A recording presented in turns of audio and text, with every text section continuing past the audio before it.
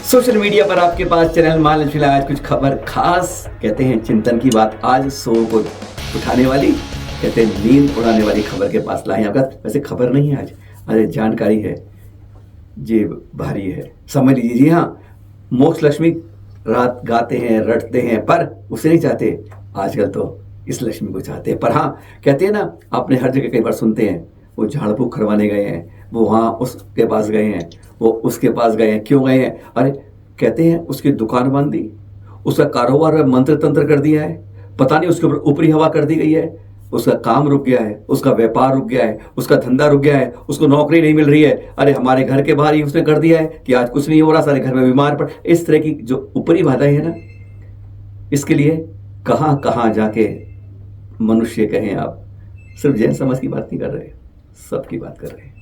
और आपको ये कुछ नहीं होता है, ये सब आदि व्याधि नहीं होती हैं, तो हम ये भी नहीं कहते, क्योंकि तांत्रिक विद्या भी एक महत्वपूर्ण विद्या का अंग है जिससे बहुत कुछ करा जाता है। चाहे उससे आप कर्म कौन से बांध रहे हो वो छोड़ दीजिए, वह अलग बात है, पर जिसके पास की जाता है वह संकट में आ जाता है।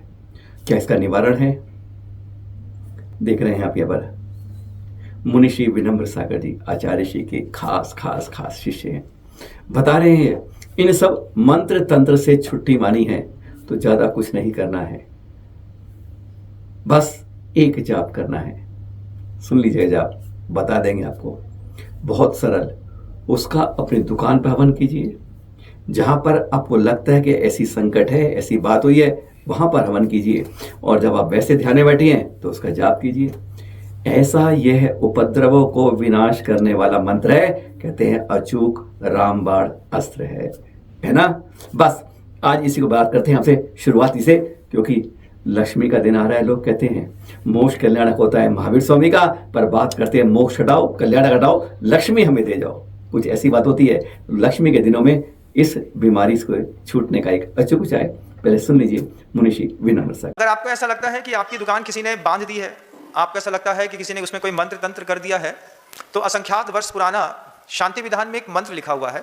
वो मंत्र कहता है, बिल्कुल शांति विधान जब आप पढ़ेंगे तो उसके अंत में वो पंक्ति लिखी है, ओम ब्रीम जगत शांति कराय श्री शांतिनाथाय नमः सर्वोपद्रव शांतिम कुरु कुरु स्वाहा।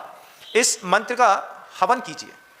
दुकान को लगता है दुकान बांधी है तो छोटा सा मिट्टी का सकोरा ले लीजिए, उसमें कपूर जला लीजिए, शुद्ध धूप बाएं हाथ में लेकर के और दाएं हाथ में माला ले लीजिए और ओम ब्रीम जगत शांति कराय श्री शांतिनाथाय नमः सर्वोपद्रव शांतिम कुरु कुरु स्वाहा। ऐसा करते हुए एक माला का प्रतिदिन हवन करें और हवन का धुआं पूरे मकान और दुकान में जाने दें, जिसके माध्यम से अगर मान लीजिए इस तरीके के कोई किसी ने बांधने का मांत्रिक प्रयोग किया है तो हवन के माध्यम से हम उस मांत्रिक प्रयोग से बाहर निकल सकते हैं।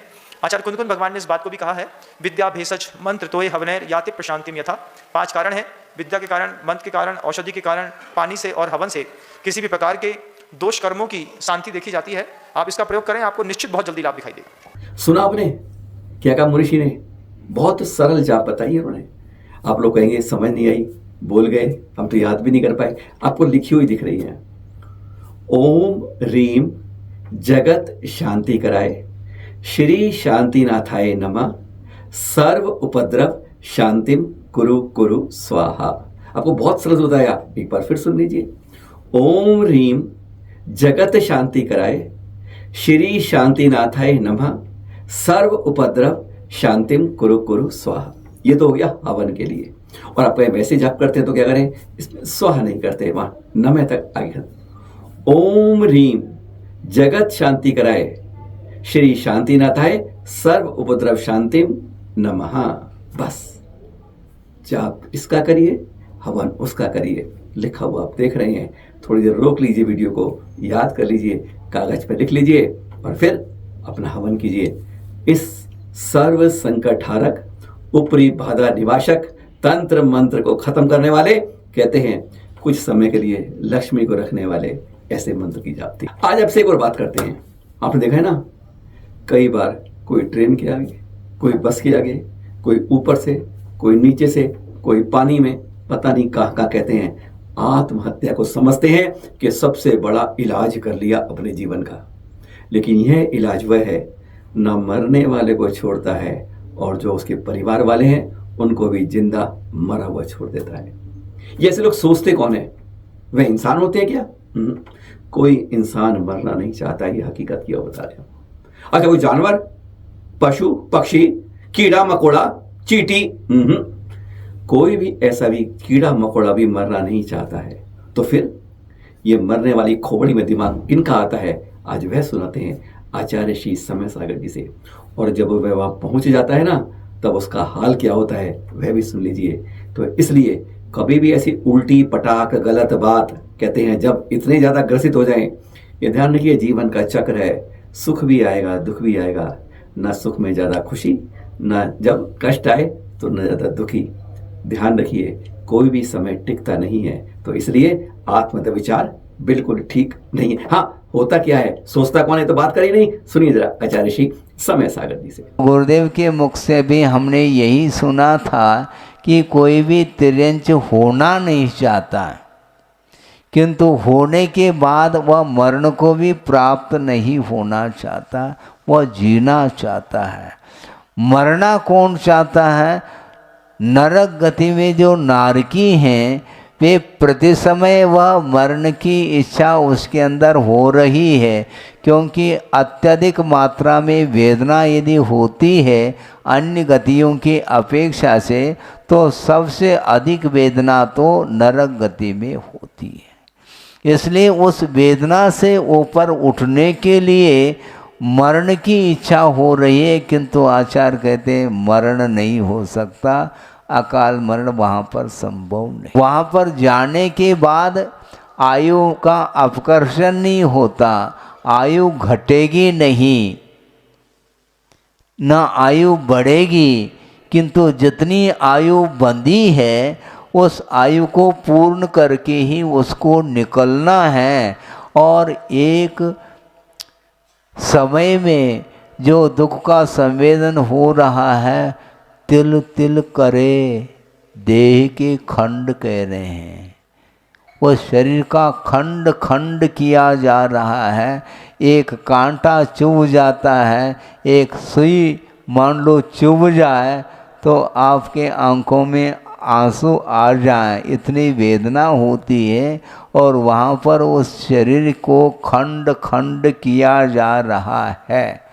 और लोह रस जिसको बोलते हैं, उबलता हुआ वह लोह का रस है और उसमें डुबोया जा रहा है।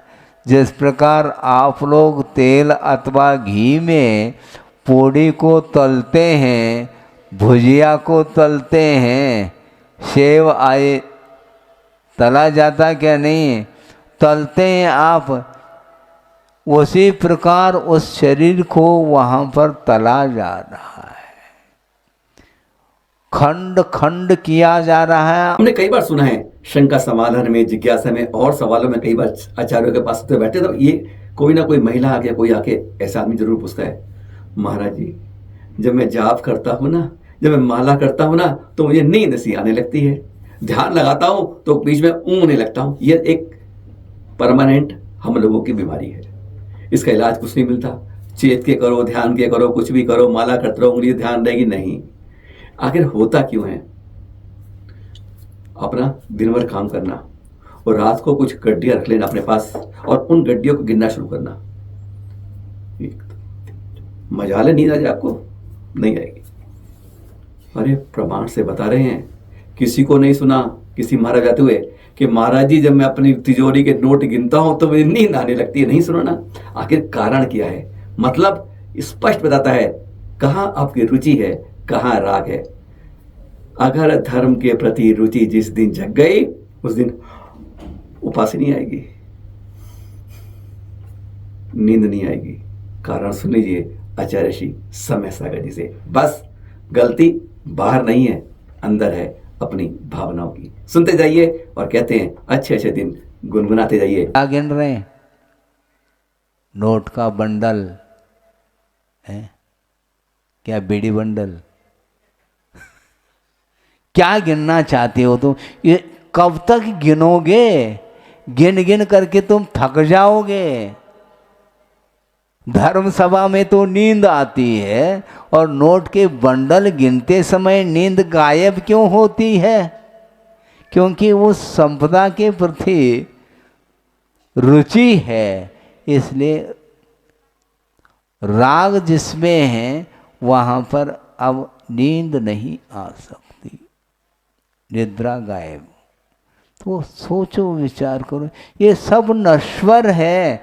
कह भी रहे हैं, हम अपने ही मुख से कह रहे हैं, जहाँ दे अपनी नहीं तान अपनों को। ये रात दिन पढ़ा जा रहा है, किंतु पढ़ा जा रहा है, उसका अनुकरण करने की अपेक्षा से आचार्य कहते हैं ज़्यादा पढ़ो नहीं, पढ़ करके गुणने का भी प्रयास करो।